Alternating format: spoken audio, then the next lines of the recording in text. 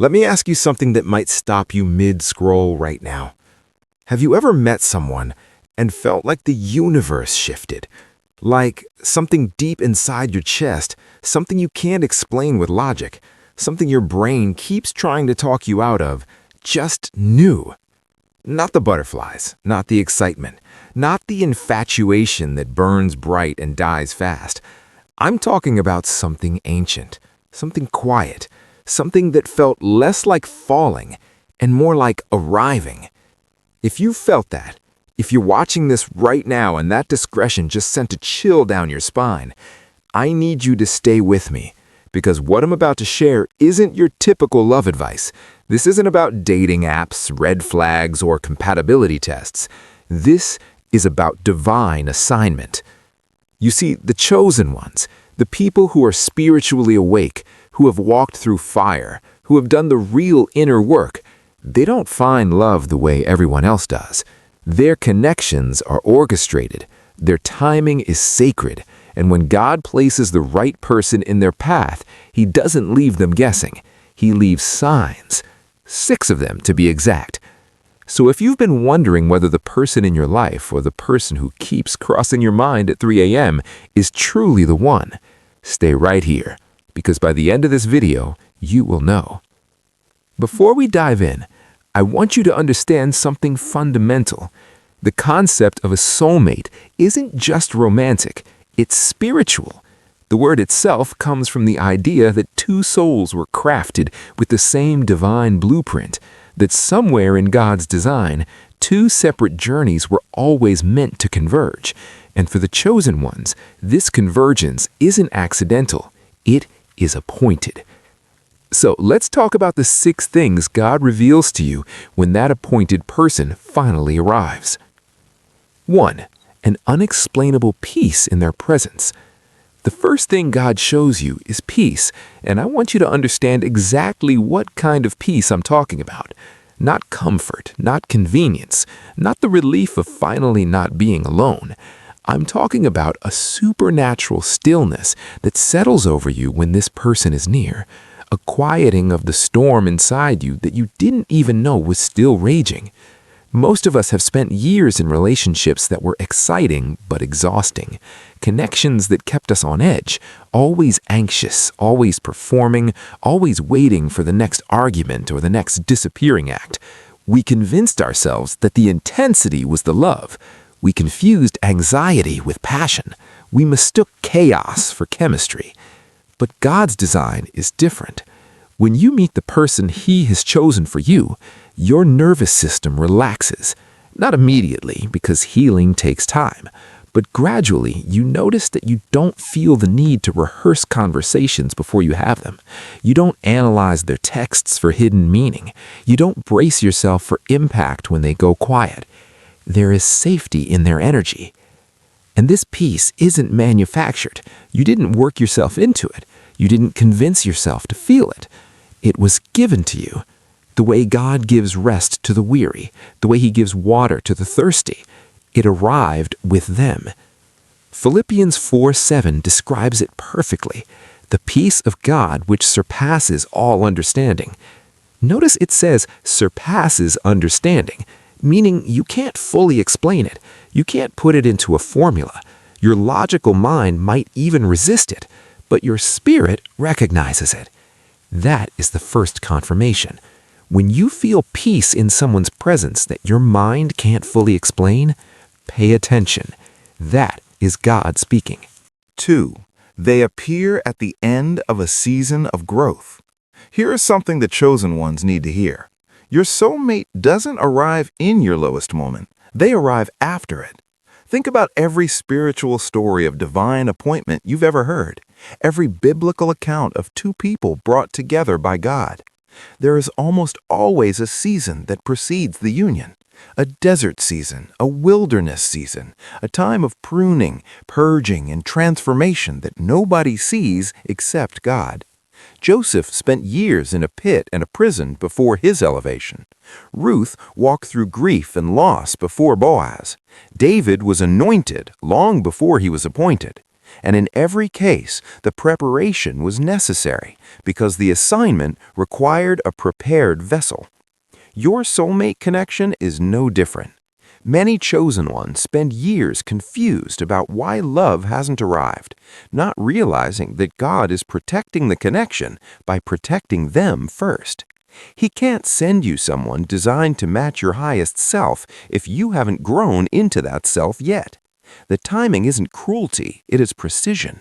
And so when they finally appear, when this person walks into your life, you will likely notice that they arrived right after something shifted in you. Right after you stopped chasing validation, right after you committed to healing that old wound, right after you chose yourself for the first time. That is not coincidence, that is divine sequencing. God shows you this by placing them at the threshold, at the exact moment when you are finally ready to receive what He designed for you. Pay attention to when they arrived in your story, not just who they are. The timing is part of the sign. 3. Your gifts expand in their presence. This is the sign that most people never talk about, and it might be the most powerful one of all. When God connects two chosen ones, the relationship becomes a catalyst for purpose, not a distraction from it, not a detour, a catalyst.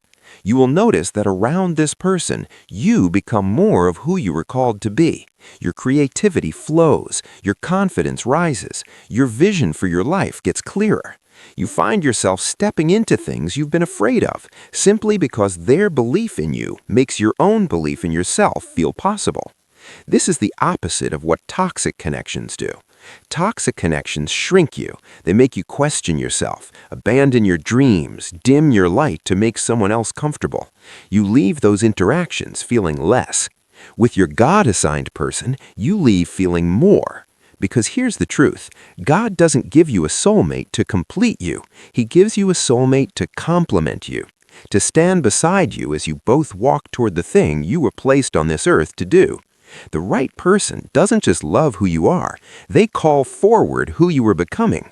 Notice whether the person in your life makes you want to grow, create, contribute, and rise, because when God is in a connection, there is always an upward movement. There is always expansion. The Bible says in Proverbs 27:17, "As iron sharpens iron, so one person sharpens another." Your soulmate is the iron that sharpens you, and you feel that sharpening not as pain, but as awakening. 4. The connection survives silence and distance. Pay very close attention to this one because it will save you years of confusion.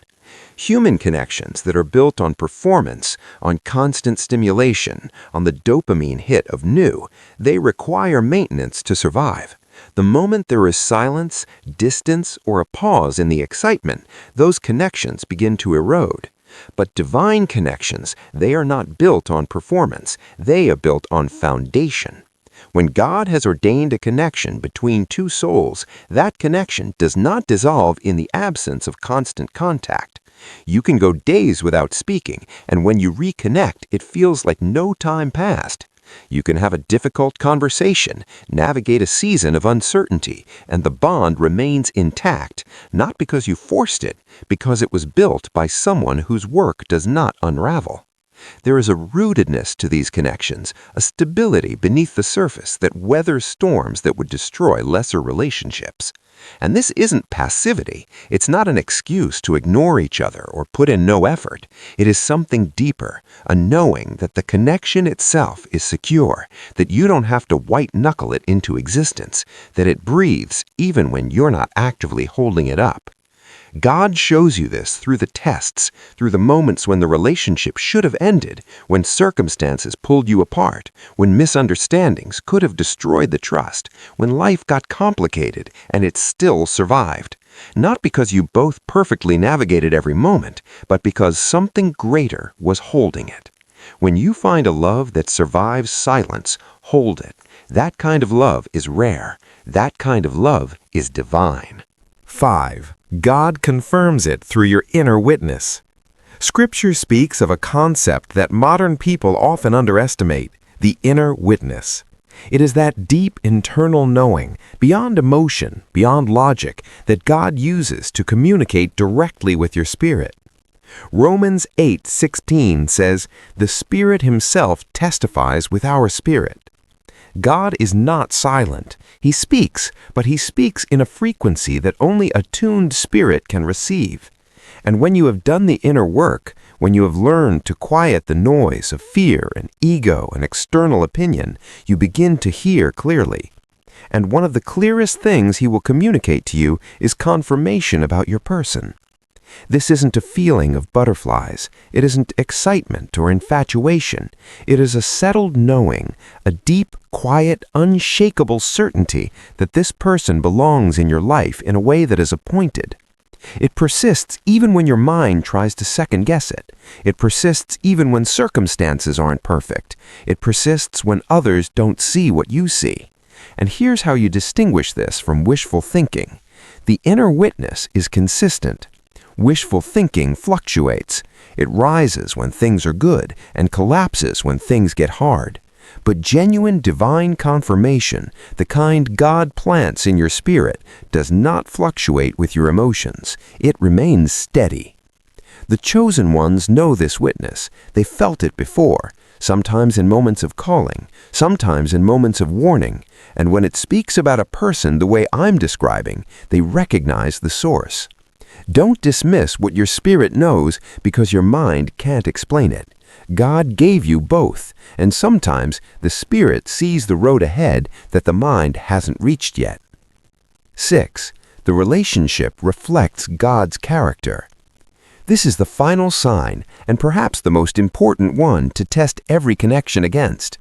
1 Corinthians 13 gives us the clearest portrait of divine love ever written.